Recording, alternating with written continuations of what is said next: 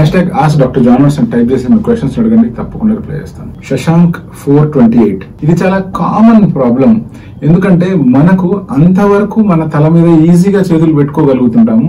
ఒక్కసారిగా మీరు చేతులు పెట్టుకోకూడదు, చేతులు టచ్ చేయకూడదు అన్నప్పుడు అన్లెస్ అంటిల్ మనం కాన్షియస్ గా దాన్ని ఆపుకుంటే తప్పిస్తే హెయిర్ ట్రాన్స్ప్లాంటేషన్ జరిగిన తర్వాత చేతులు పెట్టుకోకుండా ఉండడం నిజంగానే కష్టం. సో చాలా మంది హెయిర్ ట్రాన్స్ప్లాంటేషన్ జరిగిన తర్వాత వాళ్ళకి తెలియకుండా తల మీద చేయి పెట్టుకోవడం కానీ పొరపాటున గోక్కోవడం కానీ జరుగుతూనే ఉంటుంది. ఒకవేళ మీరు కనుక లైట్ గా టచ్ చేశారు అంటే దాని మీద ప్రత్యేకించి వరి అవ్వాల్సిన అవసరం లేదు.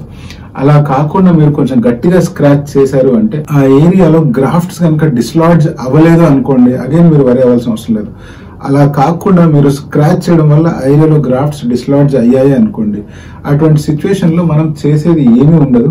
ఒకవేళ ఇమీడియట్ గా అనుకోండి, అంటే సర్జరీ జరిగిన 1 అవర్ 2 అవర్ 3 అవర్స్ లోపల మీరు కనుక స్క్రాచ్ చేసినట్లయితే ఇమీడియట్ గా ఆ గ్రాఫ్ట్స్ ని రీఇంప్లాంట్ చేస్తే అట్లీస్ట్ ఆ గ్రాఫ్ట్స్ బతికే అవకాశాలు ఉంటాయి. అలా కాకుండా 1 డే ఆర్ 2 డేస్ తర్వాత మీరు స్క్రాచ్ చేశారే అనుకోండి, అటువంటిప్పుడు మళ్ళీ ఆ గ్రాఫ్ట్స్ ని ఇంప్లాంట్ చేసి ఉపయోగం లేదు.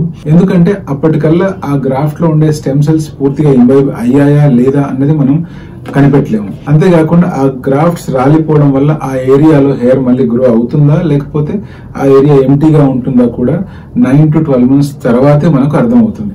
సో సాధ్యమైనంత వరకు మీరు హెయిర్ ట్రాన్స్ప్లాంటేషన్ జరిగిన తర్వాత రెసిపియంట్ ఏరియాని స్క్రాచ్ చేయకుండా ఉండాలి. పొరపాటున స్క్రాచ్ చేసి బ్లడ్ వచ్చింది లేకపోతే హెయిర్ గ్రాఫ్ట్స్ ఊడిపోయాయి అంటే ఇమీడియట్ గా మీ హెయిర్ ట్రాన్స్ప్లాంటేషన్ టీమ్ దృష్టికి తీసుకెళ్ళండి. ఏమీ చేయకపోయినా అట్లీస్ట్ ఆ ఏరియాలో ఫస్ట్ ఎయిడ్ చేసి ఫర్దర్ ఇన్ఫెక్షన్ కాకుండా కాపాడుకునే అవకాశం ఉంది.